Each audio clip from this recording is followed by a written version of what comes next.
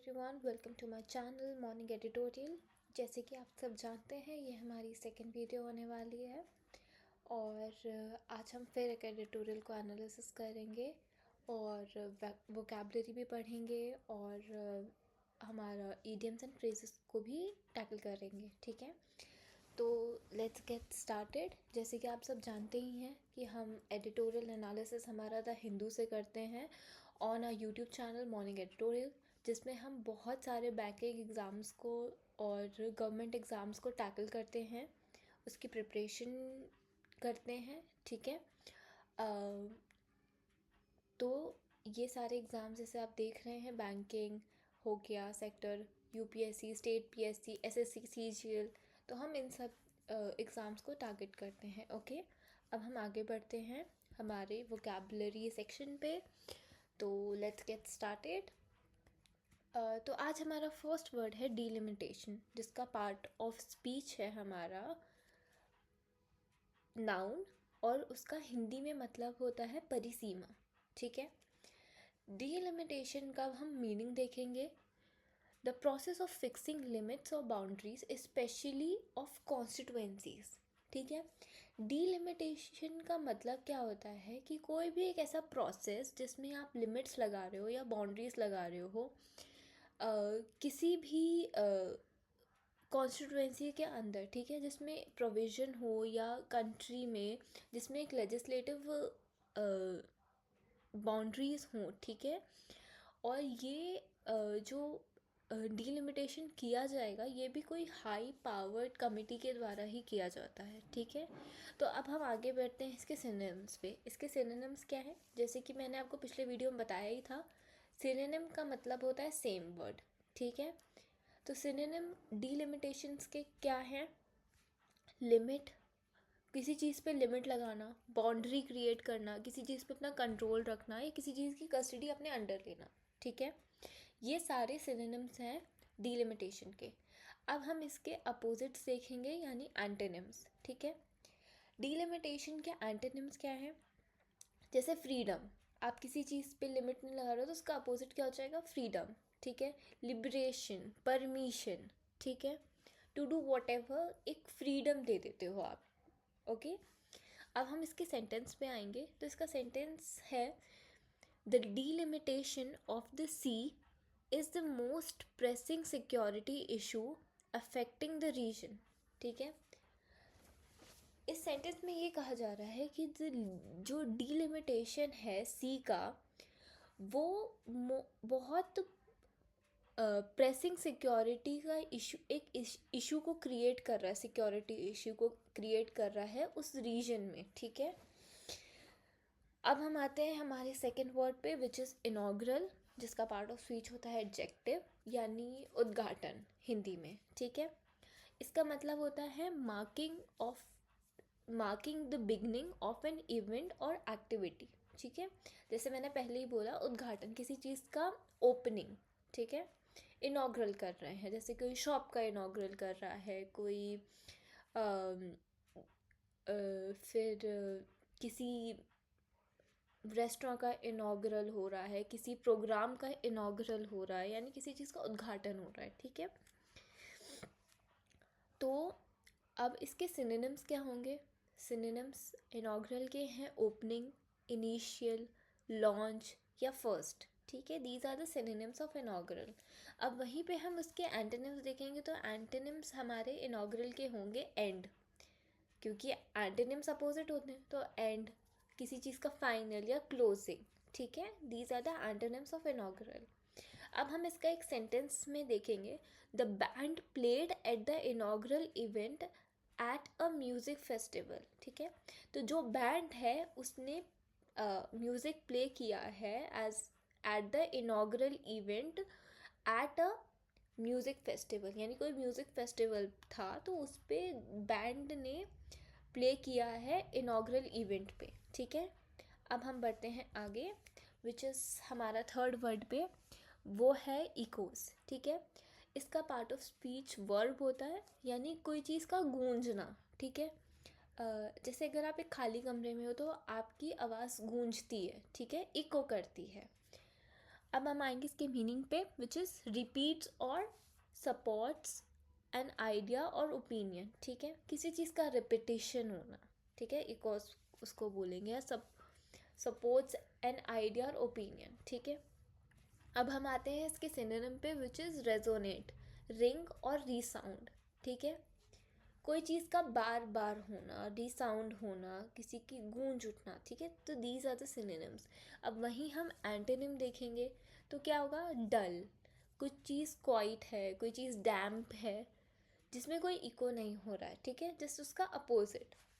अब हम इसका सेंटेंस देखेंगे, the walls through back the echoes of his footsteps, ठीक है, तो इसका मतलब क्या हुआ सेंटेंस में, जो वॉल्स है वो वापस भेज रही हैं इको उनके फुटस्टेप्स का, ठीक है, कि कोई इंसान जा रहा है हॉलवे से और वॉल्स उनके स्टेप्स को, फुटस्टेप को इको कर रहे हैं, ठीक है। अब हम आते हैं हमारे फोर्थ वर्ड पे, विच इज़ अमेंडमेंट, ठीक है, उसका पार्ट ऑफ स्पीच होता है नाउन, यानी संशोधन, ठीक है। इसका मीनिंग देखेंगे, अ चेंज और एडिशन टू अ लॉ और कॉन्स्टिट्यूशन, ठीक है, कोई भी चीज़ का एडिशन या चेंज होना किसी लॉ में या कॉन्स्टिट्यूशन में, ठीक है, इसको हम बोलते हैं अमेंडमेंट, हिंदी में संशोधन, ठीक है। अब हम इसका सिनोनिम देखेंगे, विच इज़ मॉडिफिकेशन, ऑल्टरेशन या अडेप्शन, ठीक है, जैसे कि हमने प्रीवियस वीडियो में भी देखा था, हमने वोकेबलरी में अडेप्टेशन वर्ड लिया था, लाइक चेंज होना, ठीक है, कोई चेंज होना, तो उसको हम अडेप्टेशन बोलते हैं, ठीक है। एंटोनिम अगर हम इसका देखेंगे तो डैमेज या हार्म, ठीक है, ये इसके एंटोनिम्स होंगे। अब हम आगे बढ़ेंगे इसके सेंटेंस पे, an amendment to existing bail law, ठीक है, कि कोई एक चेंज हुआ है या एडिशन हुआ है टू एग्जिस्टिंग बेल लॉ पे, ठीक है, ये है इसका सेंटेंस। अब हम आगे बढ़ते हैं, which is our fifth word, prerequisite, ठीक है, इसका पार्ट ऑफ स्पीच होता है नाउन, और इसका मतलब होता है शर्त, ठीक है, कोई कंडीशन रख देना, meaning something required as a condition before something else happen, ठीक है, कि कोई कंडीशन रख देना, शर्त रख देना किसी और काम होने से पहले, ठीक है। अब इसके सिनोनिम्स क्या होंगे, पर्क, कोई एडवांटेज हो रहा है, ठीक है, दीज आर द सिनोनिम्स। और वहीं पे इसके एंटोनिम्स क्या होंगे, प्रीक्विजिट के एंटोनिम्स होंगे हमारे लॉस और डिसएडवांटेज, ठीक है। वहीं पे हम इसको अगर एक सेंटेंस में फॉर्म करेंगे तो उसका सेंटेंस कुछ ऐसा बनेगा, the parking pre requisite has evolve into a point of pride, मतलब जो पार्किंग प्री रिक्विजिट है वो एक पॉइंट ऑफ प्राइड में बदल गया है, ठीक है, ओके। अब हम बढ़ते हैं आगे हमारे सिक्स्थ वर्ड पे, विच इज़ इनएक्सक्लेमेबल, ठीक है, सॉरी, इनएक्सप्लिकेबल, ये इसका पार्ट ऑफ स्पीच होता है एडजेक्टिव, यानी अकथनीय, ठीक है, जो चीज़ कही नहीं जा सकती। अब हम आते हैं इसके मीनिंग पे, वो है अनेबल टू बी एक्सप्लेन्ड और अंडरस्टूड, ठीक है, कोई चीज़ जो आप एक्सप्लेन नहीं कर पा रहे हो या समझ नहीं पा रहे हो, ठीक है, उसको हम इनएक्सप्लिकेबल बोलेंगे, ठीक है। अब हम आते हैं सिनोनिम्स पे, विच इज़ अनअकाउंटेबल, अनएक्सप्लेनेबल या मिस्टीरियस, कोई भी चीज़ जिसका आप अकाउंटेबल नहीं हो या एक्सप्लेन नहीं कर पा रहे हो, जो चीज़ मिस्टीरियस है, ठीक है, उसको हम इनएक्सप्लिकेबल बोलेंगे, ठीक है। अब हम एंटोनिम पे आएंगे, यानी अपोजिट वर्ड, विच इज़ कोई चीज़ रेगुलर है, स्टैंडर्ड है या एक्सप्लेनेबल है, ठीक है, उसमें कोई मिस्ट्री नहीं है। अब हम आते हैं इसके सेंटेंस पे, which is she had an inexplicable change of heart, मतलब कुछ कंडीशन में she had a change in a heart, एक अचानक से, लाइक कोई भी चीज़ एक्सप्लेन नहीं कर पा रही है वो, ठीक है, कोई है, फॉर एग्ज़ाम्पल कोई पर्सन है, वो एकदम सडन चेंज हुआ है, और वो एक्सप्लेनेबल नहीं है, अनअकाउंटेबल है, ठीक है। हम आगे बढ़ते हैं और अब हम आते हैं हमारे सेकंड टॉपिक पे, which is idioms and phrases. Okay, आपने ये बहुत बहुत कॉमन ईडियम है कि आइसिंग ऑन द केक, ठीक है। आपने बहुत सारी, शायद जो लोग नॉवेल्स पढ़ते होंगे उन्होंने पढ़ा होगा, जो रेगुलरली एडिटोरियल्स पढ़ते हैं उन लोगों को ये चीज़ बहुत बार एनकाउंटर हुई होगी, आइसिंग ऑन द केक, ठीक है। अब इसका मतलब क्या होता है? Something that turns good into great. मतलब कोई चीज़ अच्छी है लेकिन उसको और परफेक्ट और ग्रेट में कन्वर्ट हो जाए, तो मतलब ये काम तो हम कर ही रहे थे। जैसे फॉर एग्ज़ाम्पल, आप कोई चीज़ कर रहे हो, ठीक है। आप किसी चीज़ की प्रिपरेशन कर रहे हो या आप अपने असाइनमेंट्स लिख रहे हो, ठीक है। और वो असाइनमेंट्स आप पूरी मेहनत में लगे हुए हो कर रहे हो, बट आपके इन्विजिलेटर जो है या फिर जो आपसे क्वेश्चन करेंगे या फिर जो आपका वो असाइनमेंट चेक करेंगे, वो आपको बहुत इजी चीज़ें पूछ लें, तो it is like icing on the cake, ठीक है। आपने बहुत अच्छे से प्रिपरेशन करी है पूरे साल भर, एंड आप एग्ज़ाम देने जा रहे हो एंड यू आर लाइक, अरे ये वाली शिफ्ट थोड़ी डिफ़िकल्ट प्रिडिक्ट करी जा रही है, बट आप पूरे वेल प्रिपेयर्ड हो, बट शिफ्ट ईजी आ जाए, तो it is like a icing on the cake, ठीक है। अब हम इसका सेंटेंस देखेंगे। India's victory over England on India's independence day was like icing on the cake, ठीक है। कि इंडिया की विक्ट्री ओवर इंग्लैंड, इंडिया ने विक्ट्री करी है over England on India's independence day was like a icing on the cake, ठीक है। कि मतलब ये तो बहुत ही अच्छी बात होगी कि इंडिया ने विक्ट्री कर ली, वो भी इंग्लैंड के ऊपर, वो भी इंडिपेंडेंस डे वाले दिन। तो it was like, of course India ने जीत लिया था, वो ग्रेट गुड था, बट इंडिपेंडेंस डे वाले दिन क्या बोलते हैं, जीते हैं, तो वो आइसिंग ऑन द केक हो गया है, ठीक है। अब जैसे हम आते हैं सेकंड वर्ड पे, विच इज़ हमारा है लास्ट स्ट्रॉ, ठीक है। यानी इसका मतलब क्या होगा? लास्ट स्ट्रॉ साउंड ही नेगेटिव कर रहा है, ठीक है। जैसे हमारा आइसिंग ऑन द केक एक थोड़ा हैप्पियर साइड हमें लेके जा रहा था, ठीक है, टोन में ही, कि आइसिंग ऑन द केक तो मतलब कुछ अच्छा ही होगा, क्योंकि केक यूजुअली हम किसी सेलिब्रेशन के टाइप पे करते हैं ऑर्डर या खाते हैं, ठीक है।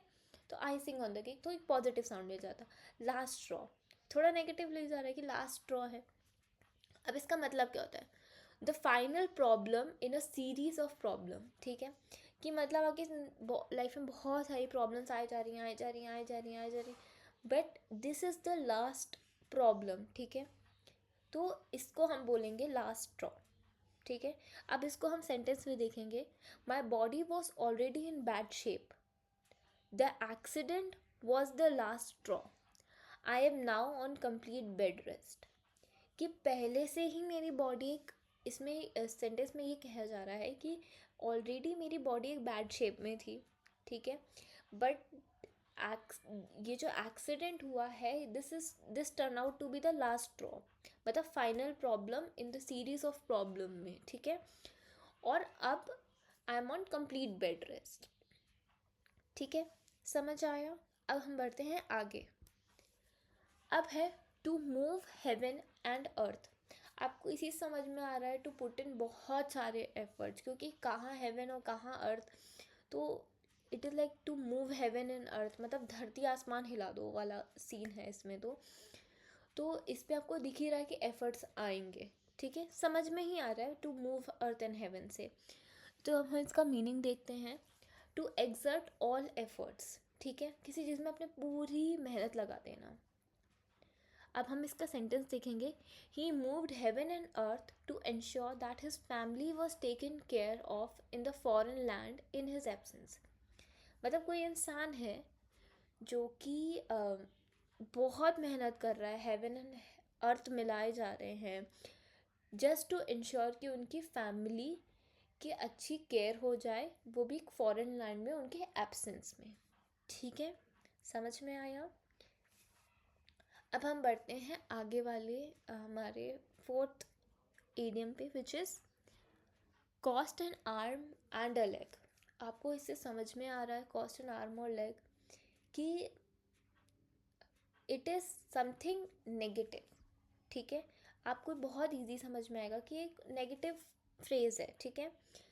इसका मतलब क्या होता है? टू बी वेरी एक्सपेंसिव, मतलब बहुत ही ज़्यादा। कॉस्ट एन आर्म और लेग, क्योंकि आप खुद सोचिए ना, आर्म और लेग आपके लिए कितना, एक ह्यूमन बॉडी के लिए कितनी नेसेसिटी वाली बात है। तो इसका मतलब होता है टू बी वेरी एक्सपेंसिव।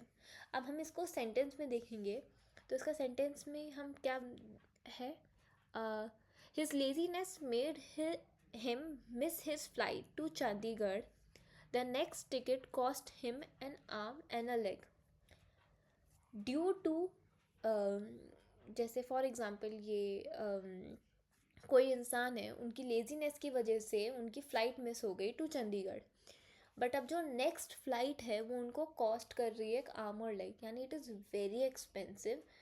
तो because of his laziness he missed his flight to Chandigarh and now the next flight ticket is very expensive, ठीक है।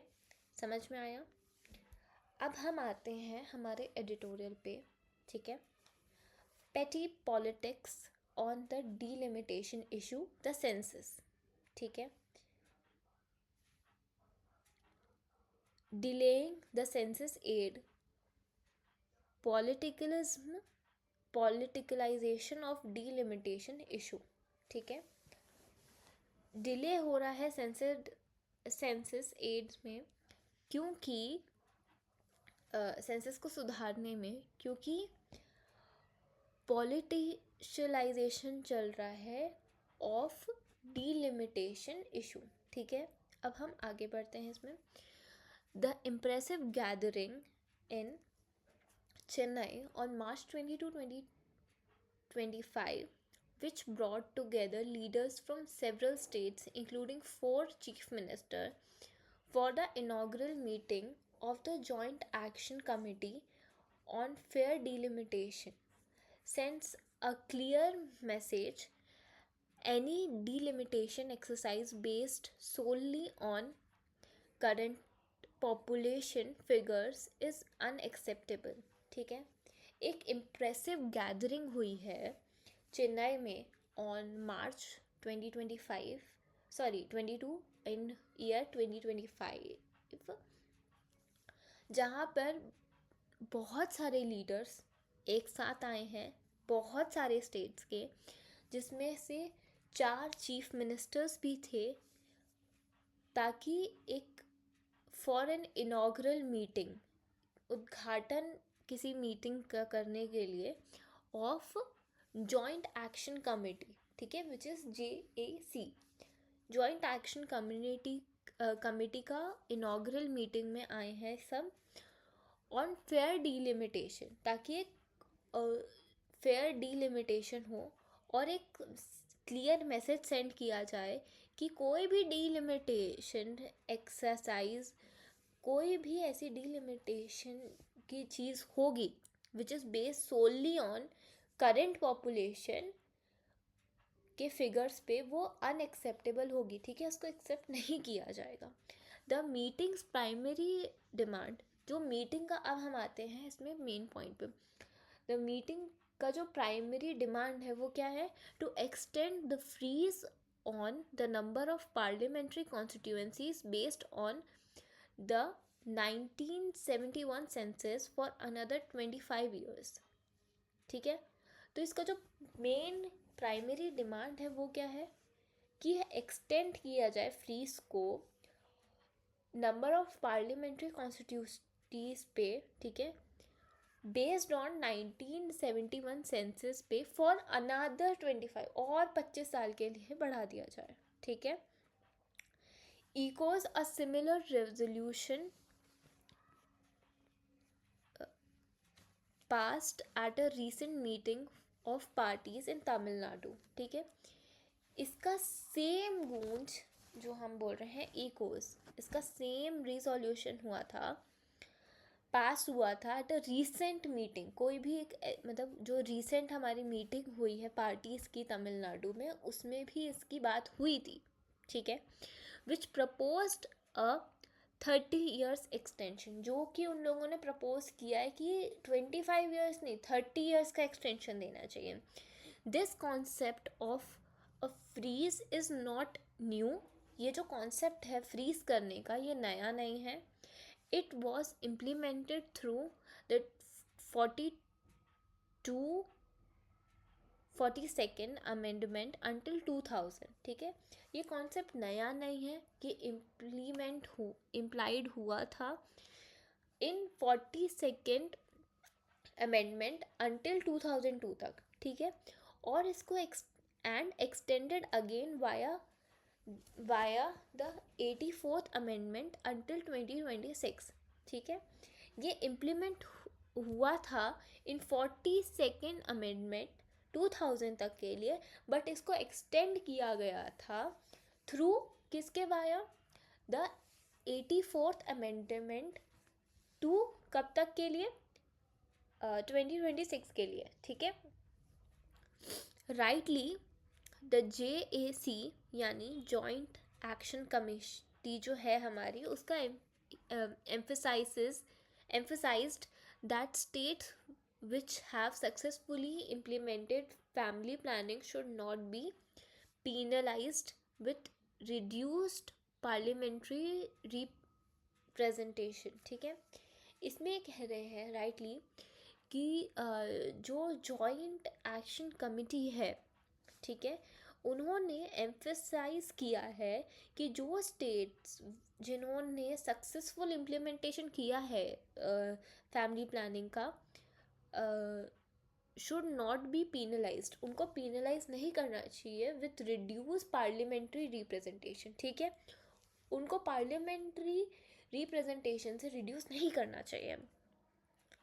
This concern which is particularly prominent in the south, ये जो concern है ये particularly south में prominent हो रहा है।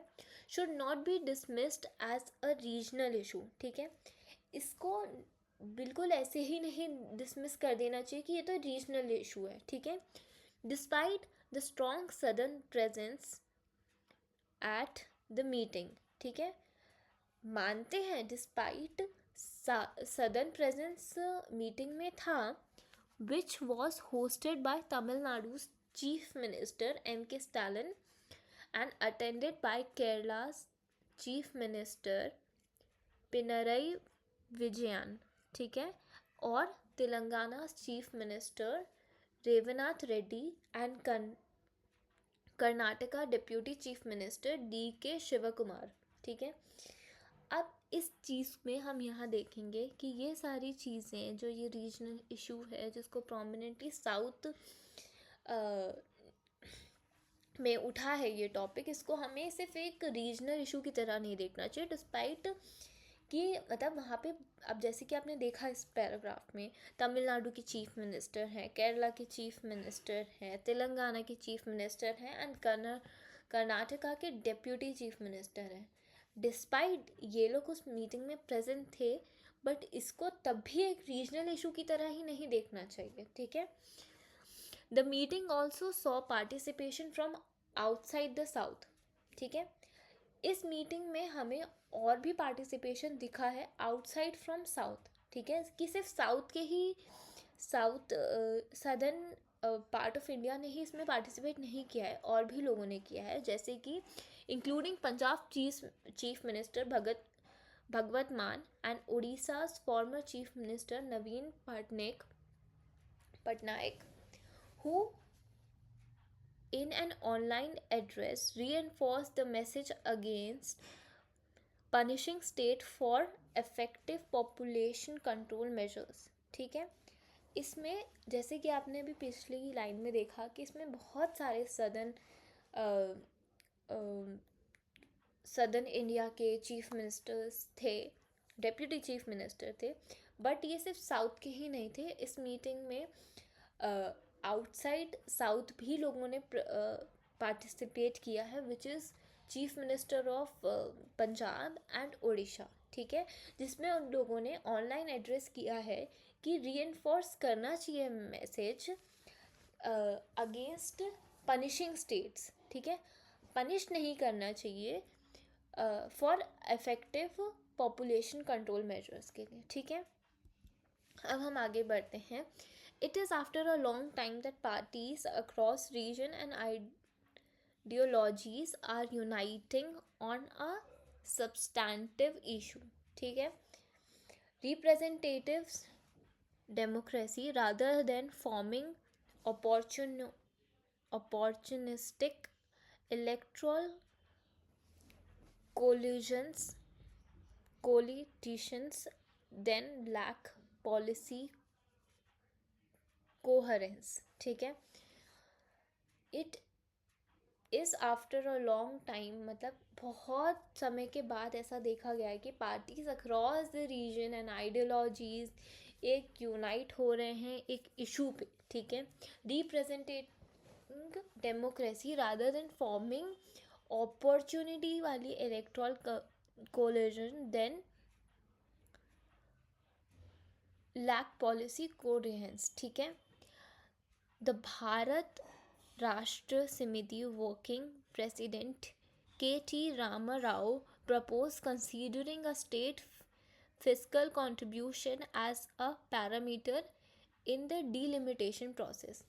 अब भारत राष्ट्र समिति के जो हमारे वर्किंग प्रेसिडेंट हैं which is K.T. Rama Rao, उन्होंने प्रपोज किया है टू कंसीडर करना स्टेट्स का fiscal contribution as a parameter, ठीक है, in delimitation process, an idea that may help address the concerns of southern states, ठीक है।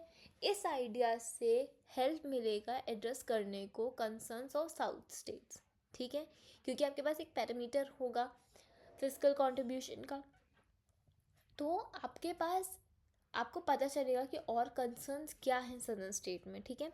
But it might not make sense to predict decisions with long term consequences such as delimitation on factors that change from one year to another. It might, मतलब इसमें ये बोल रहे हैं कि इसमें सेंस शायद ना बने टू प्रिडिक्ट करने को ये डिसीजन को कि लॉन्ग टर्म में ये इसके कॉन्सिक्वेंसेस क्या होंगे डीलिमिटेशन फैक्टर के एक ईयर से दूसरे ईयर में, ठीक है। In any case the union government must act without delay to begin nationwide consultation involving a wide range of parties, ठीक है। इन एनी केस, इन सारे केस मतलब द यूनियन जो हमारी गवर्नमेंट है उसको एक्ट करना चाहिए विदाउट किसी भी डिले के to begin nationwide consultations करें ताकि ये इन्वॉल्व करे एक वाइड रीजन ऑफ पार्टीज़ को, ठीक है। Before initiating the delimitation commission it should facilitate inclusive dialogue regardless of when the next census, an essential prerequisite is conducted, ठीक है। और ये सारी जो चीज़ें हैं ये सब बिफोर इनिशिएट करने से पहले ही डीलिमिटेशन कमीशन को it should facilitate dialogues regardless, इन सबको डायलॉग्स इनिशिएट करने इंक्लूड करने चाहिए और रिगार्डलेस द नेक्स्ट सेंसस, जो नेक्स्ट सेंसस आएगा उसको हटाकर जो अभी ज़रूरत की प्री रिक्विजिट्स हैं उसको कंडक्ट करना चाहिए, ठीक है। So far statements from union ministers have failed to provide clarity. अभी तक जो स्टेटमेंट्स यूनियन मिनिस्टर्स से आए हैं उन्होंने कोई क्लैरिटी प्रूव नहीं करी और वो फेल हुए हैं इसमें, ठीक है। The centres must recognise the importance of transparency and consultations on this inexplicable delay, ठीक है। जो सेंटर है उसको रिकग्नाइज करना चाहिए कि इम्पोर्टेंस ऑफ ट्रांसपेरेंसी की क्या ज़रूरत है और कंसल्टेशन की क्या ज़रूरत है, जो कि एक अनएक्सप्लेबल डिले हो रहा है इस चीज़ में, ठीक है। Inexplicable unless petty mathematical calculation are factored in, ठीक है। और ये ऐसे ही लेट हो सकता है, मतलब इसका कोई एक्सप्लेनेशन नहीं होगा, कोई चीज़ बोल ही नहीं जा सकती है अनलेस दी पॉलिटिकल कैलकुलेशंस को फैक्टर्ड किया जाए, ठीक है। तो ये थी आज की हमारी वीडियो, और प्लीज़ मेक श्योर करिएगा कि आप लाइक शेयर और सब्सक्राइब करें। और अगर आपको कोई भी चीज़ नहीं समझ में आई, आपको कोई भी पार्ट में लगता है कि यहाँ इम्प्रूवमेंट होना चाहिए, तो प्लीज़ आप लोग कमेंट करिएगा, end of course next video में हम इसको और इम्प्रूव करेंगे। तब तक के लिए thank you for watching this video. Okay.